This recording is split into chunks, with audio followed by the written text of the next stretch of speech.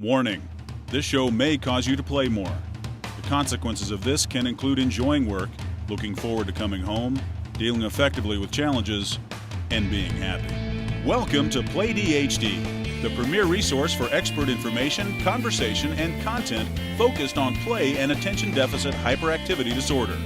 With psychologist and ADHD coach, Dr. Kirsten Milliken. Welcome to PlayDHD. We are live. This is PlayDHD TV, and today's guest is Leslie Joselle. Welcome, Leslie. Thank you for having me. Excited to be here. Yeah. So I just want to remind people that I'm going to be making some announcements. Who knows if they're going to be timely or not? We've been having issues having our website rebuilt and rebuilt again and everything else. So things are going up and coming down on a impulse and unplanned basis sometimes. So, but Addis is coming up. If we get this up before Addis, that would be great. Going to Liverpool for that, and I'm doing a presentation there with Kevin Roberts. So going to play with some people over in the UK. So and cool. I know. And then I was just at the Life is Good festival this past weekend. I don't know if you know about this, but Life is Good has this amazing festival that happens every year in September out at Prowse Farm down in Canton, Mass. And I forget why I was going to tell you this, but it was really fun. Something really good. Anyway, so I was there. If you don't know about it, and anybody who's watching doesn't know about it, you should check them out. The Life is Good, and they support the Life is Good Playmakers, which is all about making sure that kids have the opportunity to play because it helps with resiliency and learning and all those good things. So that was just phenomenal this past weekend. And then also coming up is Chad. Now, Leslie, you just said you're going to Chad and you're going to stalk Jeff Carter. I am. You know, it's so funny. Some people follow the dead. I follow him. And you want to know something? I do too. See? So, oh, yeah. He's phenomenal. I mean, he has amazing guests on. 100%. You were on there. Yes, I was. It was a year ago, actually. What? Oh, God, it doesn't seem that long ago. I was just looking at my notes from that show before I talked to you. Yeah. So, He's phenomenal. He really is. So I'm sure that there are going to be other people who will be stalking. I know I'll be stalking people and getting some interviews with them as well. And maybe you and I will catch up also while we're there. Love that. Absolutely. So I'm not telling Jeff. He doesn't watch the show. Don't tell anyone, but I have my list. Oh, excellent, excellent. I'd like to know who's on your list. Maybe we can compare. Offline. Okay. So, and I don't know if Jeff is presenting or not, but yeah, I know he's going to be there. So that's going to be fun. That's coming up again in November.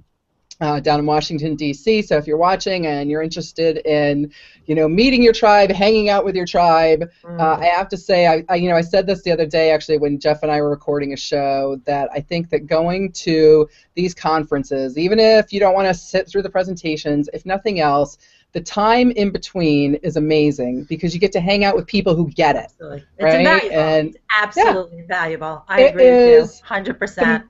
You learn a lot, which kind of takes up a lot of energy, but you also get so much from being able to relax and just be accepted and have people just be okay with whatever happens there. I always say the best part of any conference is the person you sit next to at lunch. Yeah. Because that's where it happens. That's where you're exchanging ideas and stories and tips and what's working for you. And to me, that time is the most invaluable time. See, and that should be a presentation in and of itself. Okay. Lots to talk about. So there you go. Okay. So, Ms. Leslie, let me tell folks your biography. You are the principal in your company, Order Out of Chaos, which is an organizing and consulting firm specializing in student organizing and chronic disorganization.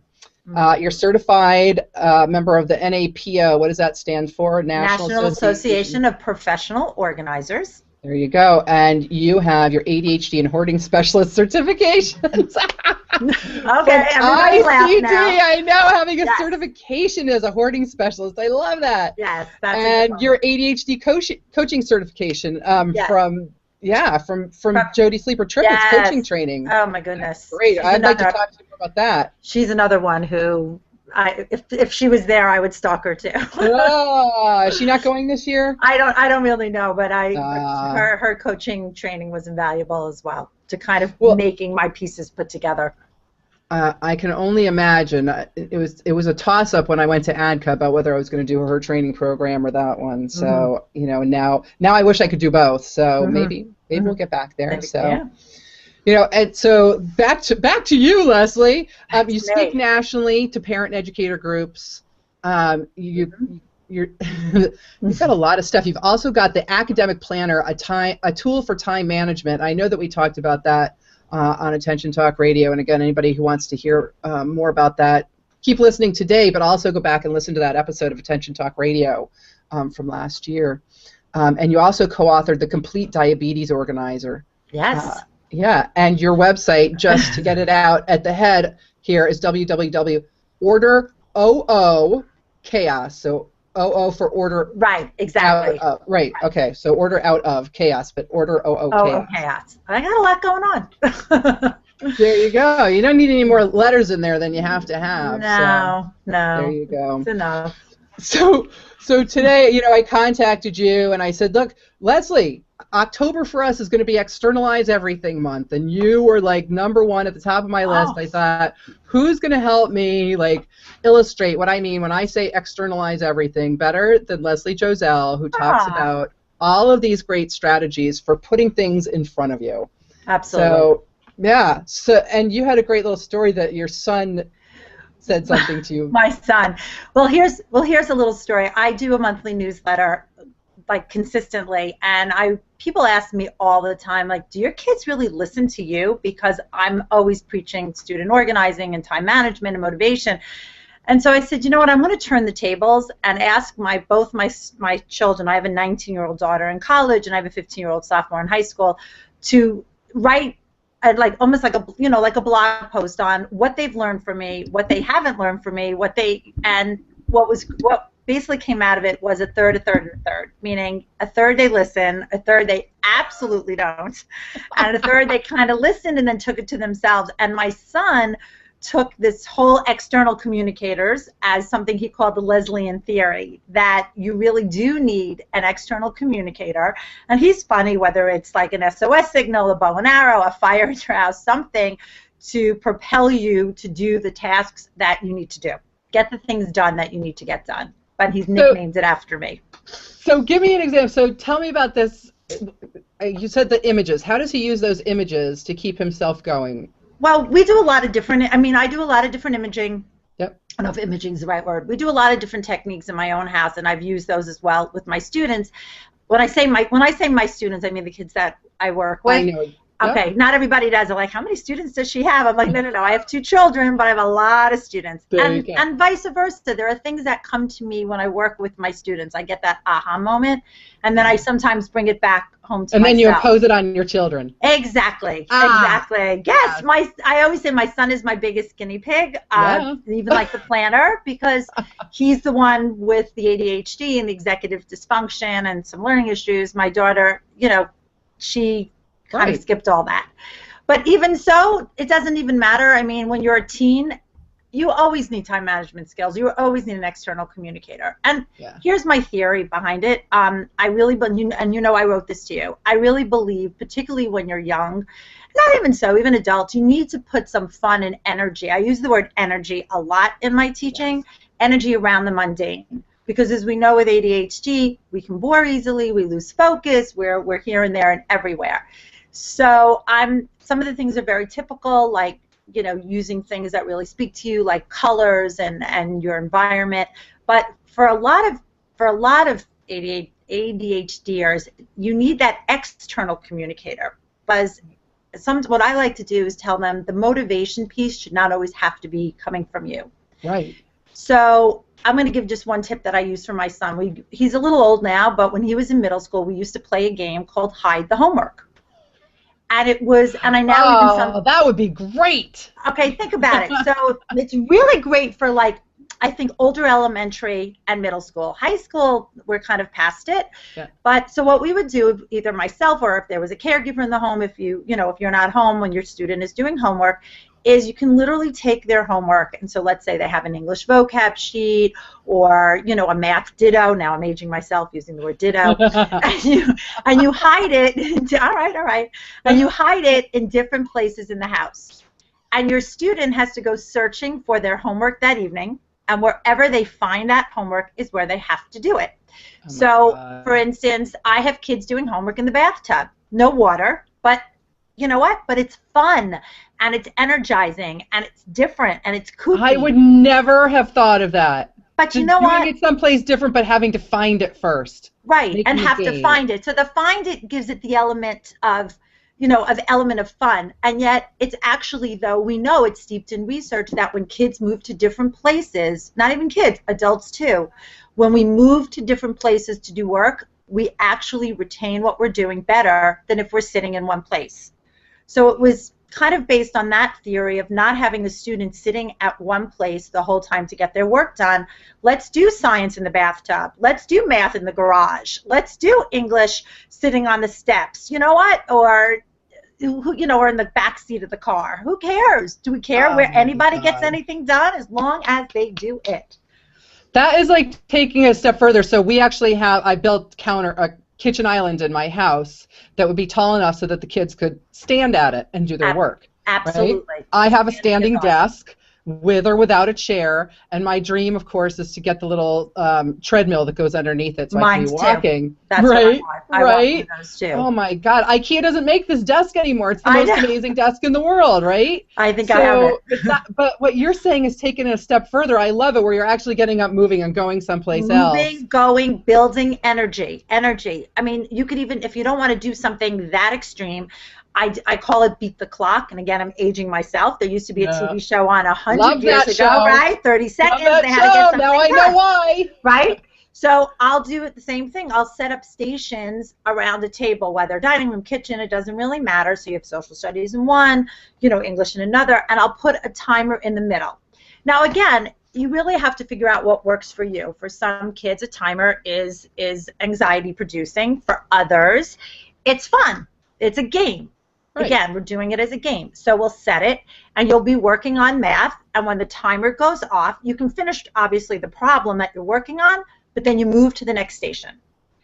And so it doesn't mean that you're finishing the same subject at the same time. And what that does, again, is not only, you're building, you're going to keep hearing me saying energy, energy, energy, but you're also keeping yourself ramped up, because as we know, when you work on the same thing, you kind of lose that effort. It's very hard to sustain that effort. So by moving, constantly moving around the table, you're up and moving and you're out. And I do this with my adults too, not just my kids. I was just about to say, I had a session with a client the other day, and I have this really neat nest kind of chair that he likes to sit in. And I asked him a question, and I could see he wasn't focusing on anything. He just couldn't go anywhere. And so I said, "Hey, just stand up." And I actually put him into the Verrier chairs, the fidget to focus chairs. Yes, of course. Where you're, right? So he's moving around and he's spinning himself around, and all of a sudden his brain came alive. It was amazing. Oh, it's amazing, right? Because that movement I don't know, I'm not ADHD, but when I'm on the phone, I have a headset and I pace. I pace constantly, because just that bringing myself up and that energy really helps me get what I keep saying, get the mundane done. Something else that I do, and it's a little bit different, but it is an external communicator, and I'm looking at you and I'm like, oh, she's wearing a hat. And you know what? It's exactly what I do. So if I have an adult who really, let's say, hates to sit down and do paperwork, or I have a student that really struggles with math and wants to avoid it at all costs, I ask them, go into your closet and find me the thing that you love to wear the most. Is it a baseball cap of your favorite team? Is it a funky hat that you're wearing? Is it a scarf? And what I want you to do is I want you to put that item on when you're about to do those mundane tasks. Because even just that sensory of or that tactileness of feeling the hat or holding on to that scarf will, again, help you to engage you in doing what for you is mundane. And I've actually had a lot of success with that, because what it also does is it acts as a visual cue. Oh, I'm wearing the hat. I should be doing my math now, or pay my bills now, or make that sales call that I'm like, I'm having trepidation about. Now you don't find that they start hating whatever it is that they put on, right? Like I said, not everything is for anyone, but Right. we know with ADHD that motivation is very difficult. And I'm not a believer that you have to be motivated to do anything. I think sometimes I think that is what, kills the beast. I think sometimes if we just begin, the motivation will come. Right. So So I want to try to. I always think of it as being a brain thing. I mean, at the end of the day, if putting on this hat makes me feel happy, that puts dopamine in my brain. Right. That means that part of my brain that I need to get these things done might be working a little bit better. So, yeah. You asked me about my son. Well, literally there are times when I walk into my house and I hear the Book of Mormon blasting from the four corners of my house, because for my son, music is so integral for him to get his either homework done or other tasks done. And what we've done in my house, and I use this with my students and my adults, is we've created playlists for different tasks. So there's the homework playlist. There's, believe it or not, there's the chore playlist. There are things that I only say my son because my daughter's in college. But people go, because when I talk about this, people go, well, does your daughter have to do anything, or is she the queen bee? I'm like, no, she's away. But there are things that he needs to do. He has certain responsibilities in the house. Believe it or not, he listens to his iPod when he walks the dog, because that's his, again, it gets him up. But what really works is for him is that homework piece of, I hear the music, it's time to get going. Right. And that also creates a funness. It creates some... so even when I'm working with adults, let's say I'm in their office and I'm helping them do, whatever it is, we'll put on what music helps you? Is it jazz? Is it disco? Who cares? Again, you're creating a fun and playful atmosphere around the mundane. I just put in the other day my music that I brought back from Brazil for their festival. I love it. Yeah, there you go. So samba music all day long with big loud drums. Right. It was great. Right. Yeah. I like to try to make everything into a game. Everything can be, but so can I give you another thing I do? Please do. And hopefully this will come up too while you're talking about games, because I always think about, there are those internal games that we play with ourselves. Oh, yeah. And then there are like the external games, like the timers, right? And I always have a hard time like trying to figure out like how do you get some of these adults and kids to understand the concept of the internal games and to find that motivation with those. You really, it's such trial and error, I think. It's hard. I think, it's consistency. It's real consistency. I feel like it's also I don't have all the answers. I throw a lot of stuff up against a wall and I see what sticks. The one thing though that I try to tell students, parents, and all of that, even adults who I work with, is not to do a million things all at once. It's back to that whole concept of you feed the new baby one food for a couple of days, because you really want to see if something actually sticks or not.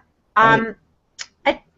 I have a lot of it depends also on who you are. Like I don't need a lot of external communicators to get me to do what I need to do. For me, it's all about rewards. So, meaning as you know, I wrote a book this year, and that was hard for me. That was really hard to say, okay, you need to sit down, at 9 o'clock in the morning, and you're going to work for 2 hours. So there had to be rewards broken up, meaning something as silly as, okay, if you write for an hour, you can go downstairs and make yourself an iced coffee. Or when you're done, you can actually go get frozen yogurt. And, I'm a frozen yogurt trashy magazine girl. So... Okay, I am. You heard it. So we know who's buying the National Enquirer, right? You know what? It's my release. Everyone has to have one. I am proud of it. I don't hide it. You can find me if you're ever in Larchmont, New York. You can find me in the parking lot at the Stop and Shop with my frozen yogurt and my People magazine. That's my time. Do you know what I mean? I love it. I love it.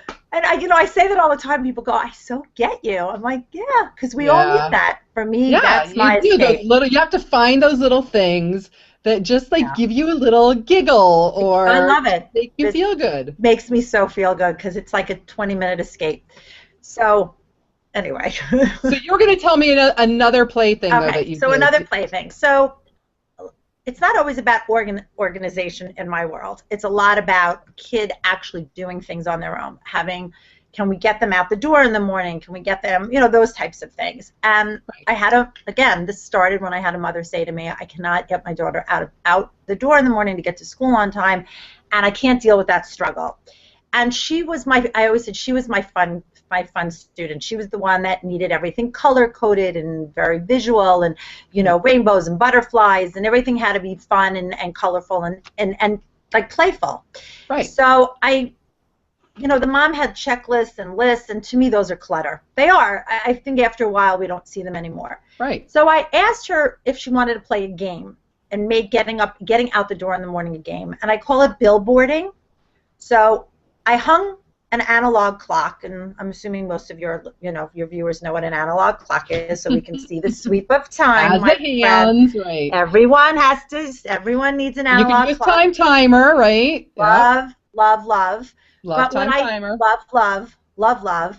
what I did is we hung an analog in her bedroom, the bathroom, which people are like, you hung a clock in the bathroom? I'm like, every house needs to have a clock in the bathroom, especially if you have school-age children. If they're in there dawdling, don't you think they need to see? And people go, So bedroom, bathroom, kitchen. But here's what I did. We worked her morning backwards, and I took giant, and I mean giant, like Post-its on steroids, in bright neon colors, because that spoke to her, and I wrote on it the time of the morning that she needed to be out of that room to go to the next. So for example, if she was in the bathroom, next to the analog clock, it said, let's say, I'm just going to make up a time, 7:28. And that's all she saw. So number one, she wasn't overwhelmed with clutter of, checking, did you do this, did you do that? So all she had to see was the clock and the billboard. And it was like, okay, can I wash my face and brush my teeth before, 7:28, got to move to the next room. And the same thing in the kitchen, in the bedroom. And it took a lot of consistency, I mean, I want to say you have to stick with it. But for this student, it worked to the point where I've actually now used it for my adults. Very smart. So again, does it work for everyone? Nothing does, but I tend to find that even works more for my adults because again, fun, but it's also that external communicator. That it's communicating to you, obviously, honey, you need to be chop, let's go. Right. So, right. Well, and that reminder so that you're developing the habit. It's there and it's noticeable. And I think the bathroom is key because that's where we lose track because we don't have time and we don't have a clock in our bathrooms.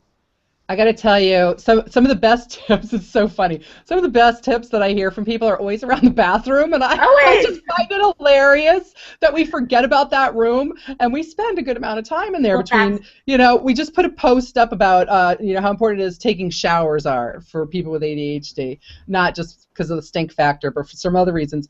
But the other great tip that I got this year was actually from one of the other coaching students that I was in class with, John, whose last name just went out of my head, but anyway, and he said somebody told him to keep a thing of paper towels on the back of the toilet.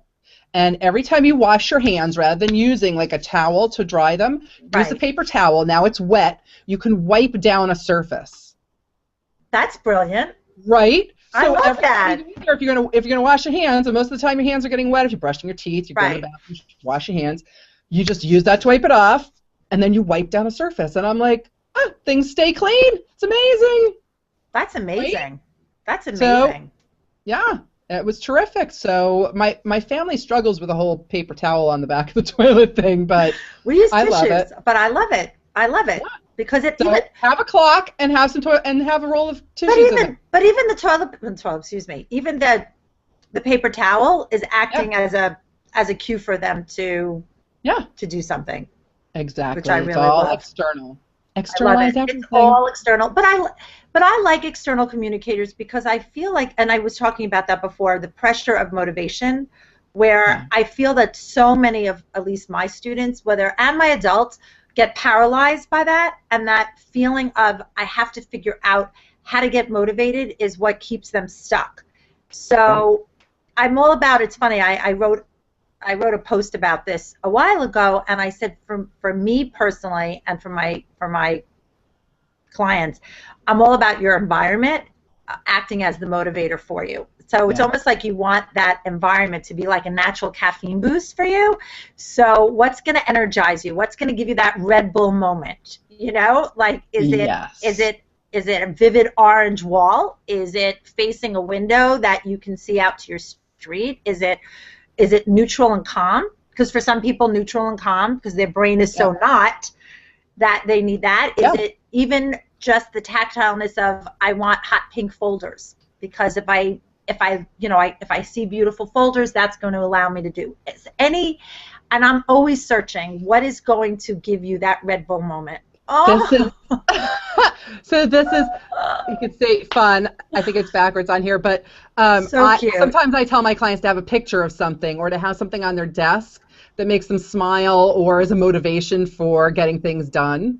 Right. So it might be I want to get home to my wife, or it might be, a place that they want to go that they're working towards, or whatever it is. But it doesn't always have to be a desk. And I want to. No, it does not have. It could be the bathtub, apparently. Exactly, it can. And particularly for students, I think adults are a little bit more motivated. Fun soap. Fun soap. I have my students working all over the place, and I tell parents, what does it matter? One of the first questions I always get asked is, should I put a desk in my child's room? And I'm like, no, not if they're telling you, because you have to listen to what they're not telling you. If your student is gravitating out of their bedroom to the dining room table, to the kitchen, when the house is rocking, they're telling you that that's the stimulation they need. Yeah. I have a student that sits on the floor in their kitchen with an iPod in his ears, with the whole family, doing laps around him. And he is as focused as the day is long, but when they put him up in his room on the 3rd floor of the house, he couldn't get anything done. There's not enough going on to make his brain focus. There's not enough stimulation. Even that is energizing and fun for him. For him, being in that environment really spoke to him, and he was able to stay focused. And the music also. It always amazes me, like, how people can go from, like, I can't have anything going on around me because I get too distracted by that, to I have to have a lot going on, otherwise I can't focus. Right. I agree with you. I mean, it just goes back to the whole, there are so many different, ways, shades of ADHD. No, I'm with you. I'm also a big one of having people move, and we talked about this at the very beginning, but having people almost designate, and this is more for my adults, because I don't think my adults are going to hide their work or, beat the clock. Oh, I don't know. I might be doing maybe. Okay. But I like, I find that when I structure my adults and say, why don't you do, I have one client, he's a young executive, he owns his own business, so he does his coding at one desk, and I actually had him buy 2 desks for his office, and for him, that moving back and forth through desks really, he said, wow, this is, not only is it fun, but it's actually, really, really working for me. Wait, I have to give you one other thing. The other thing that I had another client do is buy a mallet. Okay, hear me out. Okay, here's my feeling. As long as you're not harming anyone or doing anything illegal, does it really matter? As long as you're doing whatever it takes. Whatever it takes. So this client of mine used to complain that he wishes he could just beat the unfocusing out of him, and that he wish he had something that. And so I said, well, what about buying yourself not a hammer but a mallet?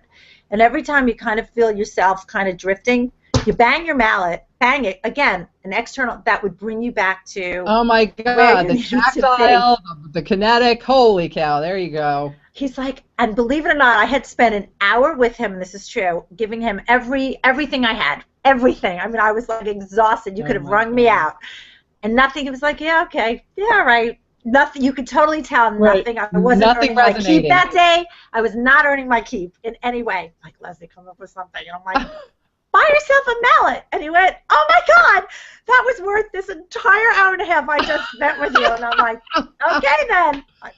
And sure enough, he sent me, is that a great one? And, you know, but again, it's all of whatever that fun, and for him, he found the mallet very playful, because what I remembered about him was that he was a drummer.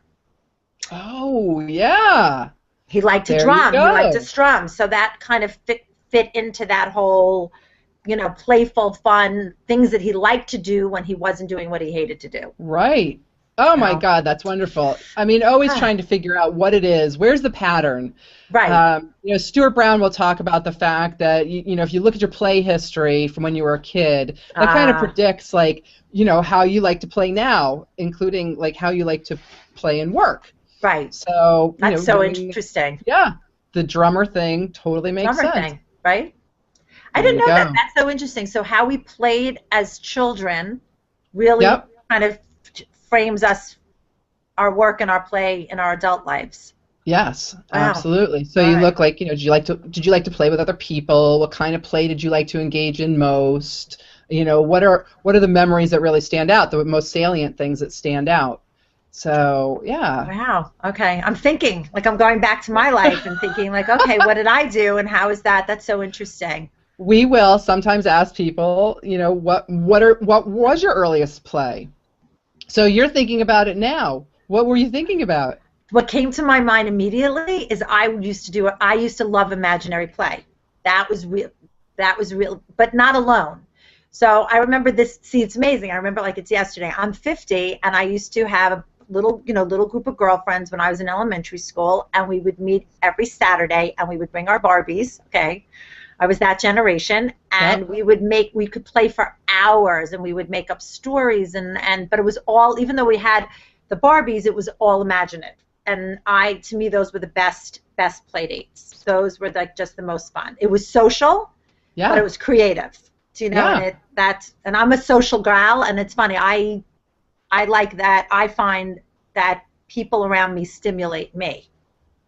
So does that make so it makes sense to you. You can see how that you grew up, and kept on playing with Barbies, just a different one. Yeah, okay. That's a do you still have any Barbie dolls? I do. I kept my Barbie dolls, and then I bought more for my daughter, who never, ever, and that's so interesting, nothing, ever. Dolls, never played with them, ever. Isn't that a riot? Because I bought, like, stuffed animals, and I bought and I've got 2 boys, so maybe a little bit different. But neither one of them could have cared less about any of those darn toys. Nothing. My daughter never played with the Barbies, never played with those American Girl, nothing.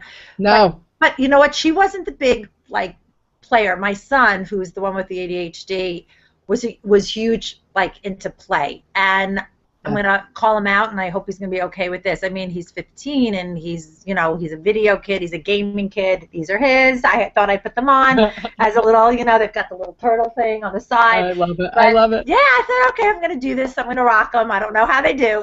But every now and then, he'll still take out his Legos. He's a huge Lego kid. And I know one of the questions you had said is, like, what's one of your favorite things? And I could build Legos with him. I mean, we don't do it anymore. He's 15.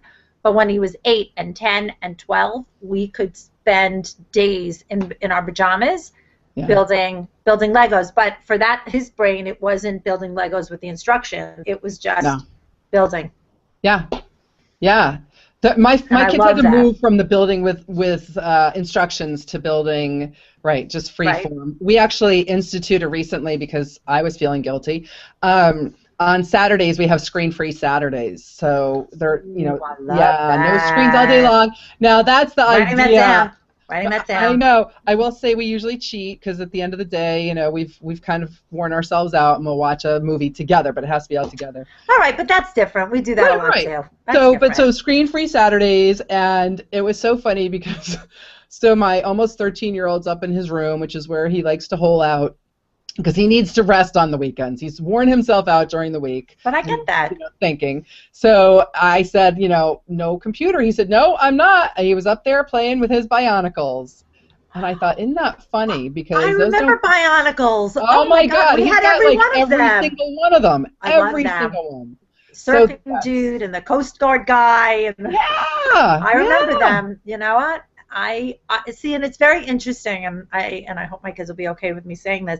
I have the girl, I have the girl and the boy, and yet what was interesting for me is people would think, oh, you're probably much more, your daughter's play would resonate with you more, and it actually didn't. She never really played. My son, on the other hand, granted it wasn't Barbies, but the Bionicles, the Legos, all of that type of play was more my type of play growing up. Yeah. So I actually enjoyed, I love my girl, don't get me wrong, but I enjoyed getting on the floor with him.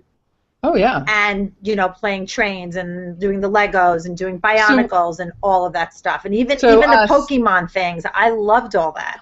Oh, yeah. Stacey and I actually did a show with Elaine Taylor-Klaus from Impact ADHD. I did a webinar for her last week. And then that was the perfect segue because I knew that you did that. But so our show with her was around play personalities. And we were talking about the fact that adults don't always play the same way as their kids, and sometimes we have to try and compromise, figuring out, how can our style go with their style, or how can we move into their style for a little while, so that we can do that. And the truth is sometimes, we resonate more with one kid's style of play than another. But the thing is, too, and I call it's like being strength, you figure out where their what's strength-based. Right. So I do that actually a lot with my students. So if I have a student that is very good at puzzles. Like my son was the kid, who could do puzzles without looking at the box. That it's that brain, that crazy brain.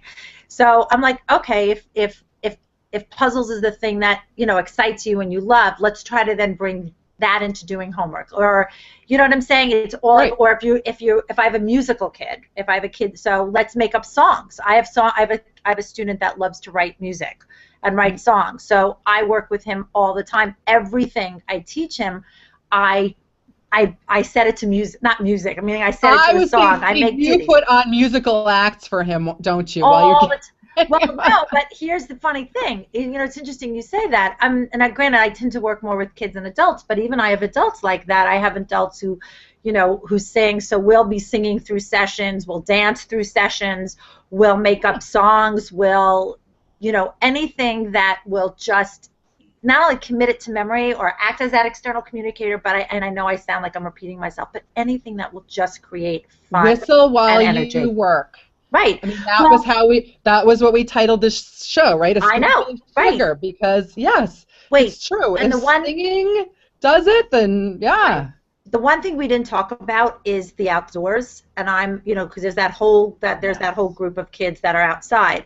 So if I have a student, that is a basketball kid and wants to be out in his backyard, I'll tell a parent, you know what? Go outside after dinner, grab the flashcards, let him throw baskets, and you ask him questions. I will guarantee that he will do much better, and he will learn much better doing that than if you try to have him sit across the table from you and try to answer. He's not going to.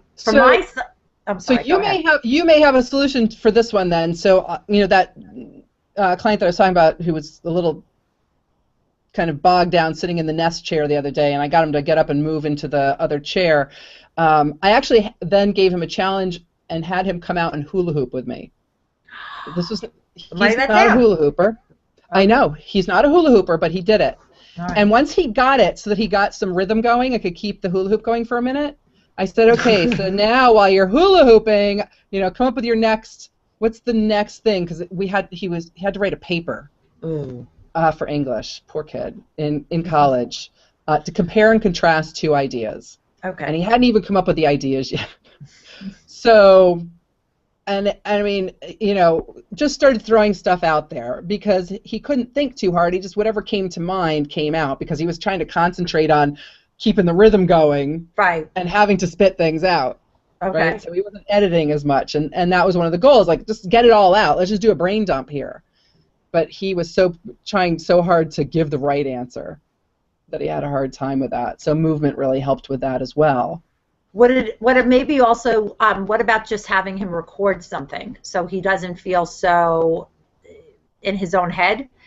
I'll sometimes just put a recorder, like an old-fashioned recorder, out on a table, and just chat away, and all of a sudden, when they don't, because I'm even like that. I mean, again, I don't have, but we all have that. It's like we sit down at the computer to write, and it's like we want the first sentence to be the perfect sentence. Right. And it's very hard it is really, really hard just to brain dump, I feel, on paper.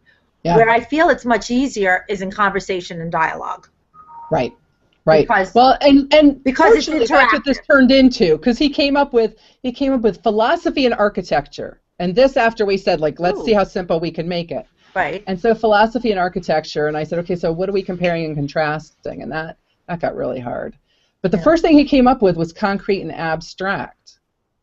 And then he got stuck. Oh, I like that. And he got stuck. Right. But I'd written it up on the board for him, and I said, I don't know, philosophy and, architecture, that sounds maybe difficult and abstract. Well, like a really hard thing to compare. It's big. Right, it's huge. It's huge. I said, but concrete and abstract. He's like, oh, that'd be much easier, wouldn't it? I was like, yeah, it might be. So, but you so there's something he said. Yeah, it's hard. It's hard sometimes to figure out, how can you, because play to me is all about just kind of letting it go, being in the moment, whatever comes up, you just kind of go with it and see what happens. And getting sometimes into that spirit when you're trying to problem solve or get started on something or what have you can be so hard. So, I mean, some of the things that you've talked about, just getting yourself up and moving, getting your brain going, not worrying about feeling motivated, just, getting yourself in motion, I think helps sometimes with that mindset to just do it. Just go. Well, I always say you do it because you can, not because you want to. Yeah. Yeah. That want to you don't necessarily have to want to. Sometimes you just could do something because you can. Right. Sometimes it feels like you can't, though, when you're stuck. Yes. Oh, I know. I tell people I feel like I'm banging my head against the wall. I get stuck all the time. All the time. Yeah. The difference is that I think a lot of us who can, we can get stuck and then we can come back. Unfortunately, there are those that get stuck and they never come back. It goes back down the hole. Right. Yep. Listen, I know you giggled at the beginning. I mean, I work with individuals that hoard, and that we can do a whole show on that, but that's a stuckness. But it is. It's it's that not coming back to, to the task. So you work with kids, and I think this happens also for adults. It may not be as dramatic, but like my 10-year-old son who has ADHD, Oliver, when he gets stuck on something, he has to have a giant meltdown sometimes. Yes. Like the emotion is just overwhelming to him. That's okay. If we can... it's fine. The thing that he and I both struggle with is, the homework is still there, whether it's the next morning or later on or whatever, and that anxiety about going back to this thing that just ended up in this meltdown. Well... Okay, again, every student is different, and I had, I'm okay to say this, but my son growing up, not now, but when he was younger, was the explosive child. The raw screen. I mean, it was as if he lived in my house and wrote the book about my child. And it was, and you know what? There were times when the homework didn't get done, and you know what? That's okay. I mean, it is what it is. I mean, I'm sorry, some people might not agree with me, but when your son is 8 years old, you have to balance what's more important. Can I work my son through this anxiety, or do I really need him to do like his, 5 sentences for English? Right. That's my philosophy, not everybody's. But I have a lot of students. I ask my students a lot of questions, and I think it's like that coach approach of, trying to get them to underwhelm. So I'll even set up like I kind of, I know I'm talking all over the place, but one of the things that I do sometimes, not for all my students, the ones that have real anxiety or the ones that get very stuck, is I actually leave them, I'm not there all the time, obviously, and I don't want to, is I leave them with an index box of cards. And one of the cards might even give them like the tools to get through an assignment. And the first thing it'll say is breathe. And the second one will say breathe again. And then the third will be remember some of the tools like cover up half the page, because some kids have anxiety not because of the actual academics of the assignment, but just the sheer nature of the volume of the assignment. Right. So I might have a student looking at a 20 problem math sheet that really would only take them 10 minutes because it's simple computation, But that overwhelms them more than, let's say, a 2-paragraph question for social studies that really is going to take them much longer because it takes theory and thinking and comparing and contrasting. But that volume of 20 questions is enough for them to like shut down and say, I'm done. Right. So I've done everything from, you know, accommodations in school, and that's a bigger, obviously, conversation, right, to what I call the black tablecloth effect. So meaning when I walk into somebody's house that hoards, and I, let's say, walk into their dining room, there's stuff everywhere. And that overwhelms them to the point where all they want to do is shut the door and go out and get a cup of coffee or even a glass right, of wine. If we cover everything in the room with black tablecloths and only leave out that small portion that we're going to work on, not only are they not overwhelmed by everything they see, their focus is right there. Wasn't that a good sound? It was wonderful. Right there. They're not. Oh, by Leslie Joselle. There you go. They're not like, oh, I want to go over. Wait, but there's something like, oh, wait, you know. And then all I've done is now they're spinning in circles. Right. I have them right here. I have them where I want them. And what we do is we slowly roll back. Get it? Well, gotcha. I use that actually with homework.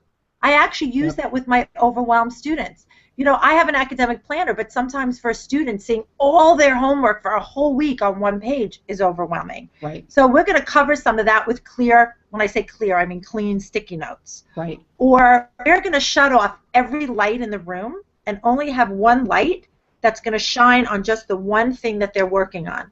Okay, so adults, though, you know, adults, I have many adults who I know, I'm sorry. Projects. They'll be given projects. No, that's okay. I want the student stuff is great too, but I'm thinking like but a lot of it's transferable. How do these students then grow and apply this stuff to their work? So I get adults in my office who are, you know, they're given these tasks to do at work, and really what they're given is like the end goal usually, right? And then it's up to them to try and have to step back and hopefully have the wherewithal to break it down. Hopefully. My ADHD clients have a really hard time with that. They're looking at this huge thing that looks like a mountain to them. And then even when they do get it broken down, figuring out how to do that to cover everything else with a black tablecloth. Well, that's a very, well, you know what, you can do the black tablecloth thing figuratively. It doesn't have to be concrete. Right. So for some of my clients who are adults, believe it or not, I mean, we can talk about scheduling time for things and doing all that, but literally sometimes clearing an entire desk off of everything else that they have to do, and just that project and just having only that on their desk is enough to keep them focused. Or just the opposite, taking what they have to do and moving somewhere else. We talked about that, to a different location. So for example, with my client, who's the one who owns his own company, and he codes, and he was given this enormous project. Well, for him, he stayed home and worked. Look, he was lucky; he could do that. He stayed home, and we set up very concrete, you know, Tuesdays and Thursdays from 9 to 12. He was going to stay home in his house, because for him, he said, if I go to the office and try to do that, I'm never going to get to it, because once I get to the office, I get sucked in. Right. So knowing that even if he got to the office at 12 o'clock and there was a million things waiting for him, he knew he had gotten those 3 hours done of that project that he needed to do. And that worked for him. That designating different places, different times, clearing everything from his, you know, because sometimes clearing our environment clears our mind also. And allows us to I love that. So I'm thinking even like, you know, if you have to be in an office environment, usually there's like a lounge area. Right, go in the conference room. Right, and at 9 o'clock in the morning, nobody's going to be down in the lunch area, hopefully. You can bring this one thing that you have to do down there, which A, gets you moving, B, puts you in a new environment, and C, it gets you focused, because that's all you've got. Exactly, 100%. There you go. There you go. There you go. Leslie, you're fun to play with. Ah! Thank you. My friends think so too. Your students, your kids, your adults, your whatever are all very fortunate to have you, because you've always got a million great ideas, and you were the perfect person to talk about Externalize Everything with. Oh, thank you. This was a blast. Oh my God, thank you so much. I might be stalking you when we go to Chad. So. I might be doing that. Mutual? Okay. Absolutely. We'll run into each other and we'll just have a big old ADHD moment. We're going to have a good time. So I just want to remind everybody that you can find out more from Leslie at her website, which is www.orderOOchaos, CHAOS. Right. There you go. I'm a good speller, but I looked okay. away for a second. That's right. AOS.com. There you go. All so right. orderOOchaos.com. And the book again is, remind me. Okay. Well, there's the academic planner. That's geared to middle and high schoolers to teach time management, and you can find that on the site. And then we have a complete diabetes organizer that I co-authored that came out on September 24th. Brand spanking new. Wow, brand new. Brand spanking new. And my website, you can sign up for our newsletter. We monthly, blog weekly, lots of content, lots of resources. So lots come on of by. Great content. Thank you. Thank you. Thank you. Yes. All right. Miss Leslie Joselle, Thank you. We will talk to you in November. All right. See you soon. Bye-bye. Bye.